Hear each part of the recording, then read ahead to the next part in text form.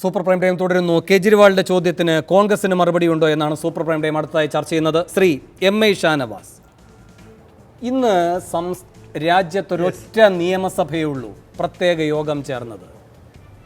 Shri G Vijayaraghavan പറഞ്ഞതിൽ നിന്ന് തുടരുകയാണ് ഈ ചർച്ച. ആപ്പിന് മൃഗീയ ഭൂരിപക്ഷം ജനത സമ്മാനിച്ച ഡൽഹിയിൽ മാത്രം 67 ആപ്പ് MLA-മാർ, 3 പേർ BJP-യിൽ നിന്ന്. അങ്ങയുടെ പാർട്ടി 0. പോട്ടെ, ജനവിധിയാണല്ലോ. പക്ഷേ ഇന്നവർ അതിൻ്റെ ഭൂരിപക്ഷം വെച്ച് ജനത്തെ ഉപദ്രവിക്കുന്നൊരു തീരുമാനമല്ല എടുത്തിരിക്കുന്നത്. ജനത്തിൻ്റെ വൈഷമ്യമാണ് ചൂണ്ടിക്കാട്ടുന്നത്. ഇന്നിവിടെ സർവകക്ഷി യോഗം വരെ നടന്നല്ലോ. എല്ലാവർക്കും ആശങ്കയാണ്, ഒരു മോദി പേടിയാണ്, ഏതറ്റം വരെ പോകാമെന്ന്. കേജ്രിവാളിന് പേടിയില്ല, ആം ആദ്മിക്ക് പേടിയില്ല. അവർ ചൂണ്ടിക്കാട്ടിയ ഒരു കാര്യത്തിലേക്ക് ഞാൻ വരികയാണ്, വലിയ മുഖവരയിലേക്ക് പോകുന്നില്ല. നരേന്ദ്രമോദി 25 കോടി വാങ്ങി ആദിത്യ ബിർള ഗ്രൂപ്പിൽ നിന്ന് എന്നാണ് ഡൽഹി നിയമസഭയുടെ ഒരൊറ്റ ദിവസത്തെ ചേർന്ന പ്രത്യേക സമ്മേളനത്തിൽ കേജ്രിവാൾ ആരോപിച്ചിരിക്കുന്നത്. ഒരു ആരോപണം മാത്രമല്ല, ഇതൊരു പ്രമേയമായി പാസ്സാക്കപ്പെട്ടു. അത് രാഷ്ട്രപതിക്ക് കൊടുക്കുകയുമാണ്. രാഷ്ട്രപതി പ്രവർത്തിക്കണമെന്നാണ് പറയുന്നത്. ഒരു ഉന്നതതല സംഘത്തെ വെച്ചുകൊണ്ട് സുപ്രീം കോടതിയുടെ നിരീക്ഷണത്തിൽ അന്വേഷിക്കണമെന്ന് അദ്ദേഹം പറഞ്ഞ കഥ ഇതാണ്. 2013 ഒക്ടോബർ 15 IT ഡിപ്പാർട്ട്മെൻറ്റ് ഒരു റെയ്ഡ് നടത്തുന്നു ശുഭേന്ദു അമിതാഭ് എന്ന ആളിൻ്റെ വീട്ടിൽ. അദ്ദേഹം ഗ്രൂപ്പ് എക്സിക്യൂട്ടീവ് പ്രസിഡൻ്റാണ് ആദിത്യ ബിർള ഗ്രൂപ്പിൻ്റെ. അവിടെ നിന്ന് ബ്ലാക്ക്ബെറി ഫോണ്, ലാപ്ടോപ്പ് എല്ലാം എടുക്കുകയാണ്. അതിൽ പറയുകയാണ്, they found a ledger entry in his laptop saying that on 16th November 2012 the Gujarat CM was paid ₹25 crore. IT റെയ്ഡായിരുന്നു സാർ. ഇതിൻ്റെ മേൽ അപ്രൈസൽ കൊടുത്തു. അതിൻ്റെ മേൽ അസസ്മെൻറ്റ് നടത്തേണ്ട ഉദ്യോഗസ്ഥൻ, അങ്ങീ പറഞ്ഞ ജനാർദ്ദൻ റെഡ്ഡിയുടെ കാര്യത്തിൽ വരേണ്ട കാര്യങ്ങൾ അന്ന് ഇവിടെ നടന്നു. ഇൻകം ടാക്സ് ഡിപ്പാർട്ട്മെൻറ്റ് നടത്തി. പക്ഷേ അത് അവിടെ തന്നെ ഇരുന്നു സാർ 2 വർഷം. ഈ വിവരങ്ങൾ നിങ്ങൾക്കറിയുന്നതല്ലേ. 2013 ഇതിൻ്റെ നടപടികൾ തടയപ്പെട്ടു. അന്ന് പ്രധാനമന്ത്രി സ്ഥാനാർത്ഥിയാക്കി പ്രഖ്യാപിക്കപ്പെടുകയാണ് നരേന്ദ്രമോദി. നിങ്ങൾ അനങ്ങിയില്ല. എന്തുകൊണ്ട്?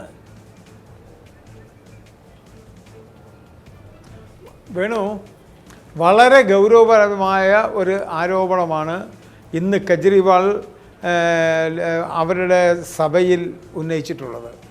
ഞാൻ ആദ്യം വേണു പറഞ്ഞ വാചകത്തോട് ഒന്ന് കോൺട്രഡിക്റ്റ് ചെയ്യുകയാണ്. ഇന്നത്തെ ഈ ഡിമോണിറ്റൈസേഷൻ ഇഷ്യൂ ആദ്യം റേസ് ചെയ്ത് ജനശ്രദ്ധയിലേക്ക് കൊണ്ടുവന്നത് കെജ്രിവാളിനോടൊപ്പം അല്ലെങ്കിൽ കെജ്രിവാളിനേക്കാൾ മുമ്പിൽ ശ്രീ രാഹുൽ ഗാന്ധി ആയിരുന്നു. ഈ പ്രശ്നം ഇപ്പോൾ ഉന്നയിക്കപ്പെട്ടിരിക്കുന്ന പ്രശ്നം ഉറപ്പായിട്ട് അതിൻ്റെ അകത്ത് അടിസ്ഥാനമുണ്ട് എങ്കിൽ കോൺഗ്രസ് അത് ടേക്കപ്പ് ചെയ്യുക തന്നെ ചെയ്യും. BJP-ക്കെതിരായി ഓരോ വിഷയങ്ങളും രാജ്യത്ത് ഉയർത്തിക്കൊണ്ടുവരുന്നത് രാഹുൽ ഗാന്ധിയുടെ നേതൃത്വത്തിലാണ്. ഞങ്ങൾക്ക് ആരെയാണ് ഭയപ്പെടുന്നത്? അങ്ങനെ ഭയപ്പെട്ട് മാറി നിൽക്കത്തില്ല. നിങ്ങൾ നോക്ക്, നാളെ ഒബീച്ചോറിയാണ്. നാളെ ഒരു റെഫറൻസ് ഉള്ളത് കൊണ്ട് പാർലമെൻറ്റ് നടക്കില്ല. ഇതിന് മുമ്പുള്ള 2.5 കൊല്ലത്തെ പാർലമെൻറ്റിൽ ഇത് മുഴുവൻ ഉന്നയിച്ച് ഓരോ വിഷയവും ഉന്നയിച്ച് ഞങ്ങളാണ്. നാളെയും ഞങ്ങൾ ഉന്നയിക്കും. ഈ പറഞ്ഞതിനെക്കുറിച്ച് കോൺഗ്രസിൻ്റെ നേതൃത്വം പഠിച്ച് അവതരിപ്പിക്കേണ്ട കാര്യങ്ങൾ അവതരിപ്പിക്കും. കെജ്രിവാൾ പറഞ്ഞോ, മമത പറഞ്ഞോ, പി കരുണാകരൻ പറഞ്ഞോ എന്നുള്ളത് ഞങ്ങൾക്ക് പ്രശ്നമല്ല. ഈ ആരോപണത്തിൽ എന്തെങ്കിലും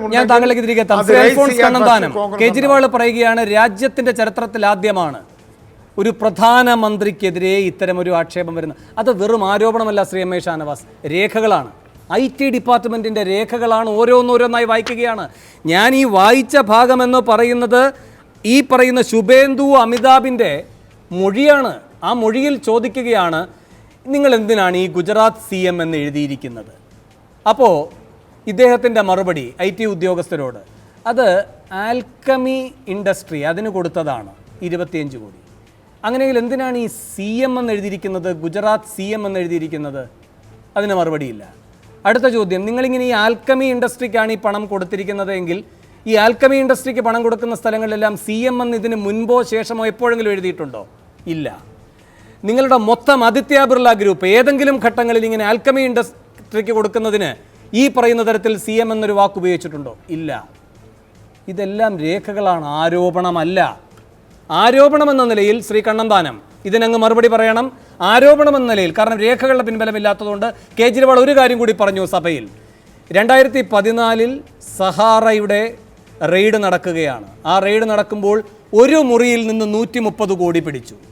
അങ്ങനെ പിടിച്ചതിൽ പല കടലാസുകളും ഉണ്ടായിരുന്നു. ആ കടലാസിലുമുണ്ട് അങ്ങയുടെ പ്രധാനമന്ത്രിയുടെ പേര്. പക്ഷേ ആ വിവരങ്ങൾ കിട്ടാനുണ്ട്, അതുകൊണ്ട് ഞാനിപ്പോൾ അതൊരാരോപണമായി ഉന്നയിക്കുന്നുള്ളൂ എന്നുമാണ് കേജ്രിവാൾ പറഞ്ഞത്. ആദ്യത്തേതിന് രേഖയുണ്ടല്ലോ സാർ, അതിനെങ്കിലും ഒരു മറുപടി.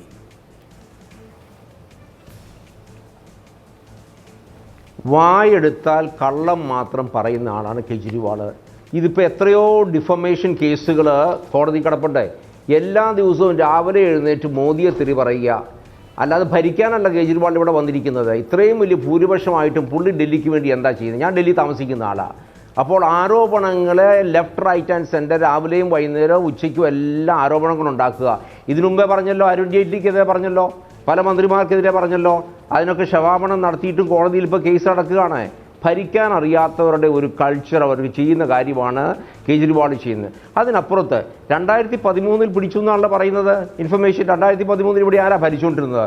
കോൺഗ്രസ് അല്ലേ ഭരിച്ചുകൊണ്ടിരുന്നത്? എന്ത് നടപടി കോൺഗ്രസ് എടുത്തു? മോദി അങ്ങനെ കാശ് മേടിച്ചിട്ടുണ്ടായിരുന്നെങ്കിൽ കോൺഗ്രസ് എന്തുകൊണ്ട് നടപടിയെടുത്തില്ല? ഇങ്ങനെ താങ്കൾ പറയുന്നത് പോലെ വളരെ വിശദീകരിച്ച് അതോറിറ്റേറ്റീവായിട്ടുള്ള മൊഴി കൊടുത്തിട്ടുണ്ടെങ്കിൽ എന്തുകൊണ്ട് അന്ന് കോൺഗ്രസ് ഭരിച്ചിരുന്ന അവർ നടപടി എടുത്തില്ല? ഇപ്പോൾ വെറുതെ ഓരോ ഡയറിയിൽ ഓരോരുത്തർക്ക് എഴുതി വെക്കാം സി എം എന്ന് പറഞ്ഞാൽ മോദി എന്നാണോ അർത്ഥം? മോദിയുടെ വല്ലതും പറഞ്ഞിട്ടുണ്ടോ?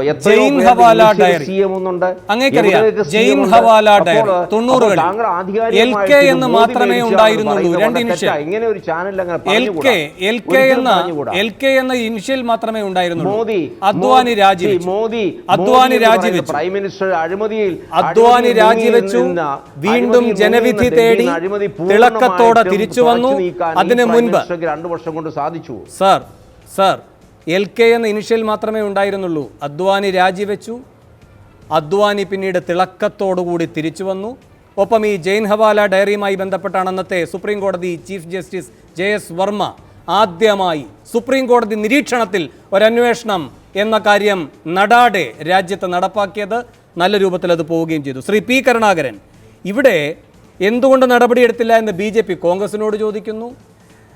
കാര്യങ്ങളെല്ലാം കേജ്രിവാൾ പുറത്തിടുന്നു. ഇവർക്കിപ്പോൾ വേണമെങ്കിൽ അതിൻ്റെ അന്വേഷണമാകാമല്ലോ. നടക്കുമോ ശ്രീ P കരുണാകരൻ? ഇനി മാത്രമല്ല, കേജ്രിവാളിന് മാത്രമായി കിട്ടിയ ഒരു അമൂല്യ വസ്തുവല്ല ഇന്ന് ഡൽഹി നിയമസഭയിൽ പുറത്തു വന്നത്. അങ്ങയുടെ പാർട്ടി അടക്കം അന്വേഷിച്ചാൽ കിട്ടുന്നതാണ്.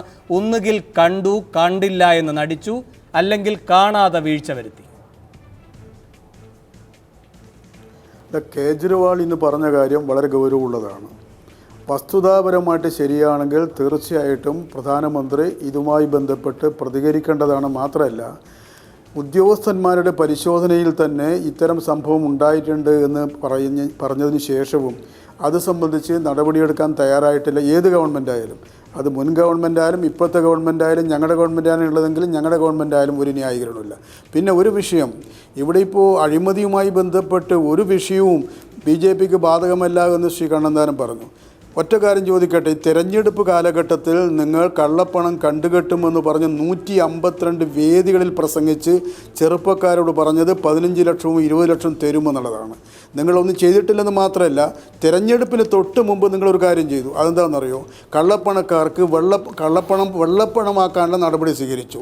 കള്ളപ്പണക്കാരോട് പറഞ്ഞത് നിങ്ങളുടെ കള്ളപ്പണത്തിൽ 45% ഞങ്ങൾക്ക് തന്നാൽ 55% നിങ്ങൾ എടുക്കുക. ഞാൻ കണ്ണന്താനത്തോട് ചോദിക്കട്ടെ, ഇതിൽ എത്ര ശതമാനമാണ് ഇലക്ഷനിൽ BJPക്ക് ലഭിച്ചത്? എന്താവശ്യത്തിന് വേണ്ടിയിട്ടാണ് നിങ്ങൾ ഇത്തരം തീരുമാനമെടുത്തത്? നിങ്ങൾ കള്ളപ്പണക്കാരെ കയ്യാമം വെക്കുമെന്ന് പറഞ്ഞ ഒരു പാർട്ടി പിന്നീട് കള്ളപ്പണക്കാരോട് സൗമനസ്യം കാണിച്ച് അതിൽ 45% അവർക്ക് വിട്ടുകൊടുക്കുമ്പോൾ വളരെ വ്യക്തമല്ലേ?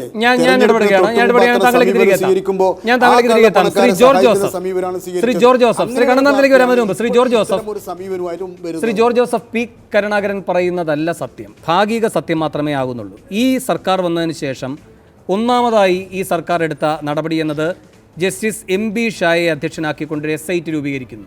അത് കള്ളപ്പണത്തിനെതിരായിട്ടുള്ള പ്രവർത്തനമായിരുന്നില്ലേ ശ്രീ ജോർജ് ജോസഫ്?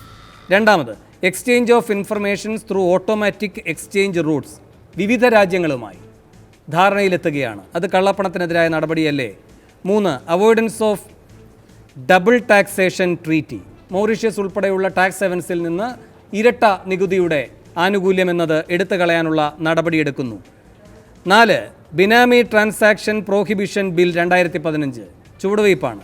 5, അതും മാത്രമാണ് ശ്രീ P കരുണാകരൻ പറഞ്ഞ voluntary disclosure of black money. അതിൻ്റെ അടുത്ത ഘട്ടമാണ് ഇപ്പോഴത്തെ ഈ ഹൈ ഡിനോമിനേഷൻ നോട്ടുകളുടെ പിൻവലിക്കലെങ്കിൽ അതും കള്ളപ്പണത്തെ നിയന്ത്രിക്കാനുള്ളൊരു നടപടിയായി തന്നെ താങ്കൾ കാണുന്നുണ്ടോ? പ്രായോഗിക ബുദ്ധിമുട്ടുകൾ ഉണ്ടായിട്ടുണ്ടാവാം, പക്ഷേ അതൊരു നടപടിയല്ലേ Shri George Joseph?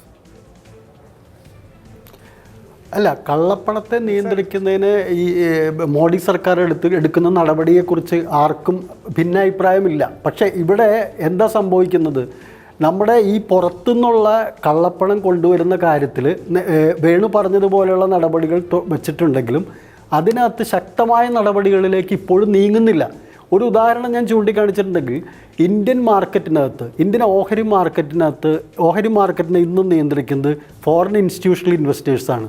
Foreign institutional ഇൻവെസ്റ്റേഴ്സിൻ്റെ ത്രൂ ആയിട്ട് അതിലൂടെ വരുന്ന പാർട്ടിസിപ്പേറ്ററി നോട്ട്സിലൂടെയുള്ള വലിയ ഹെവി ഇൻവെസ്റ്റ്മെൻറ്റാണ് ഇന്ത്യൻ ഓഹരി വിപണിയെ നിയന്ത്രിക്കുന്നത്. ഇതൊക്കെ കേന്ദ്ര സർക്കാരിന് അറിയാവുന്ന കാര്യങ്ങളാണ്. വെറുതെ മൗറീഷ്യസ് റൂട്ടും മറ്റു കാര്യങ്ങളിലും ശരിയാണ് സാർ. പക്ഷേ അവിടെ ഒരു നടപടി എടുത്താൽ ഓഹരി മാർക്കറ്റ് എപ്പോൾ നിലം പതിക്കും. മാത്രമല്ല, അങ്ങ് ചൂണ്ടിക്കാട്ടിയതുപോലെ ഈ ഓഹരി മാർക്കറ്റിലും അതുപോലെ തന്നെ അവധി വ്യാപാരത്തിലുമാണ് ബ്ലാക്ക് മണിയുടെ വലിയൊരു പ്രവർത്തനം നടക്കുന്നത്. ഞാൻ താങ്കളിലേക്ക് തിരികെ എത്താം. ഒരു ഇടവേളയിലേക്ക് കൂടി പോകുന്നതിന് മുമ്പ് ശ്രീ ജി വിജയരാഘവൻ, കേജ്രിവാളിൻ്റെ ആക്ഷേപം അങ്ങേക്ക് അറിയുന്നതാണല്ലോ. IT രേഖകൾ ഉദ്ധരിച്ചുകൊണ്ടാണ് അദ്ദേഹം നിയമസഭ പോലൊരു സ്ഥലത്ത് പറയുന്നത്. വളരെ സീരിയസ് ആയിട്ടുള്ളൊരു ഒരു ആരോപണം തന്നെയാണ് അത്. ശരിക്കും ഇങ്ങനെ ഒരു മൊഴി ഉണ്ടായിരുന്നെങ്കിൽ അത് ആക്ഷൻ നേരത്തെ തന്നെ തുടങ്ങേണ്ടിയിരുന്നായിരുന്നു. അത് എന്തുകൊണ്ട് നടന്നില്ല എന്നുള്ളത് വേണം ശരിക്കും നമ്മൾ കണ്ടുപിടിക്കാൻ. ഒന്ന്. രണ്ടാമത്തേത്, ഇതുപോലത്തെ ഒരു സിറ്റുവേഷനിൽ ഇത് ഡെഫിനറ്റായിട്ടും ഇതിന് ശേഷവും ഇതിന് മുമ്പോ എന്തെങ്കിലും നടന്നിട്ടുണ്ടോ എന്നുള്ളത് ആ ഡോക്യുമെൻറ്റ്സ് നോക്കുമ്പോഴേ അറിയാൻ പറ്റും. പക്ഷേ ആ രീതിയിലുള്ള ആരോപണം ഉണ്ടെങ്കിൽ ആ ആരോപണത്തിന് ഡെഫിനറ്റായിട്ട് പ്രധാനമന്ത്രി മറുപടി പറയേണ്ടതാണ്. അല്ലെങ്കിൽ ഇൻകം ടാക്സ് ഡിപ്പാർട്ട്മെൻറ്റ് ഇതുമായിട്ടുള്ള ആക്ഷനുമായിട്ട് മുന്നോട്ട് പോകും. സാർ, പക്ഷേ ഒരു അസസ്മെന്റ് ഓഫീസറിന് എവിടെ വരെ പോകാൻ കഴിയും? ഇന്ന് അദ്ദേഹം രാജ്യത്തിന്റെ പ്രധാനമന്ത്രിയാണ്. ശ്രീ ഷാനവാസ്, ഈ ഡോക്യുമെന്റ് നോക്കി ഈ സെഷനിൽ തന്നെ ഈ വിഷയം വളരെ ഗൗരവമായി ഞങ്ങൾ പാർലമെന്റിൽ ഉന്നയിക്കും. നല്ല കാര്യം. അങ്ങയുടെ സതുദ്ദേശത്തെ സംശയിക്കുന്നില്ല. പക്ഷേ ശ്രീ ജി വിജയരാഘവൻ, ജനാർദ്ദൻ റെഡ്ഡിക്ക് കല്യാണം നടത്താൻ പറ്റുമെങ്കിൽ ഈ അസസ്മെന്റ് ഓഫീസറിന്റെ ഈ നടപടി എവിടെ വരെ പുരോഗമിക്കാൻ? ഒരു ഓഫീസർ വേണമെങ്കിൽ എന്തും ചെയ്യാമെന്നുള്ളതിൻ്റെ ക്ലിയർ ആയിട്ട് ചെയ്തതിൻ്റെ ബുദ്ധിമുട്ടുകൾ അദ്ദേഹം എന്നും അനുഭവിക്കുന്നു. ഡോക്ടർ KM എബ്രഹാം സഹാറയുടെ കാര്യം പറഞ്ഞല്ലോ. ആരോ സഹാറയെ അകത്താക്കിയതിൽ ഡോക്ടർ എബ്രഹാമിൻ്റെ പങ്ക്, ആ എബ്രഹാമിന് പുറകിൽ പോകുന്നുണ്ട്. അപ്പോൾ പല ഉദ്യോഗസ്ഥന്മാർ പേടിക്കും. കാരണം ഇന്നില്ലെങ്കിൽ നാളെ എനിക്കെതിരായിട്ട് എന്തെങ്കിലും ആക്ഷൻ എടുക്കുമെന്ന്. പക്ഷേ ആ ധൈര്യത്തോടു കൂടി പോയ എബ്രഹാമിനെതിരായിട്ട് ഇന്നും വന്നിട്ടുണ്ടൊരാരോപണം. ശരിക്കും പറയുകയാണെങ്കിലുണ്ടല്ലോ, നല്ല ഓഫീസേഴ്സിനെ പ്രൊട്ടക്റ്റ് ചെയ്യാൻ വേണ്ടിയിട്ട് പലപ്പോഴും ഇത്തവണ എബ്രഹാമിൻ്റെ കാര്യത്തിൽ വളരെ ക്ലിയറാണ്. ഐസക് വളരെ സ്ട്രോങ് ആയിട്ട് പറഞ്ഞു, പിണറായി വിജയൻ പറഞ്ഞു, ഉമ്മൻചാണ്ടി പറഞ്ഞു, രമേശ് പറഞ്ഞു. പക്ഷേ അവരെ പ്രൊട്ടക്റ്റ് ചെയ്യാനുള്ളൊരു ഉത്തരവാദിത്തം ഗവൺമെൻറ്റിന് മാത്രമല്ല ജുഡീഷ്യറിക്കുമുണ്ട്. ജുഡീഷ്യറിയാണ് കഴിഞ്ഞ തവണ എബ്രഹാമിനെ സേവ് ചെയ്തത്. ഞാൻ പറഞ്ഞു, ഉദ്യോഗസ്ഥൻ്റെ കാര്യം ചോദിച്ചുകൊണ്ടാണ് ഞാൻ പറഞ്ഞു. ഉദ്യോഗസ്ഥന് വേണമെങ്കിൽ ചെയ്യാം, പക്ഷേ ആ ഉദ്യോഗസ്ഥൻ മടിക്കും, പേടിക്കും, ഇതുമായിട്ട് മുന്നോട്ട് പോകും. ഇല്ല, ജനത ഉദ്യോഗസ്ഥൻ്റെ ദൗർബല്യവും ശക്തിയുമല്ല വിലയിരുത്തേണ്ടത്. ജനം കാണുന്നുണ്ട്. ജനാർദ്ദൻ റെഡ്ഡിയുടെ കല്യാണം ആഘോഷപൂർവ്വം നടക്കുമ്പോൾ കേജ്രിവാൾ പറഞ്ഞതിൻ്റെ അടിസ്ഥാനത്തിൽ നരേന്ദ്രമോദിക്കെതിരെ ഈ രേഖകളുടെ അടിസ്ഥാനത്തിൽ അന്വേഷണം നടക്കുമെന്ന് അങ്ങ് കരുതുന്നുണ്ടോ? നടക്കാൻ ബുദ്ധിമുട്ടാണ്, പക്ഷേ അത് എന്തെങ്കിലും ചെയ്യേണ്ടതാണ്. ശരി, അതാണ് രാഷ്ട്രപതിയിലേക്ക് ഒരു സംസ്ഥാനത്തിൻ്റെ മുഖ്യമന്ത്രി ഒരു പ്രമേയവുമായി പോകുന്നതിൻ്റെ സാഹചര്യം. ഒരു ഇടവേളയിൽ കൂടി പോകാൻ, ഇടവേളയ്ക്ക് ശേഷം തിരികെ എത്താം.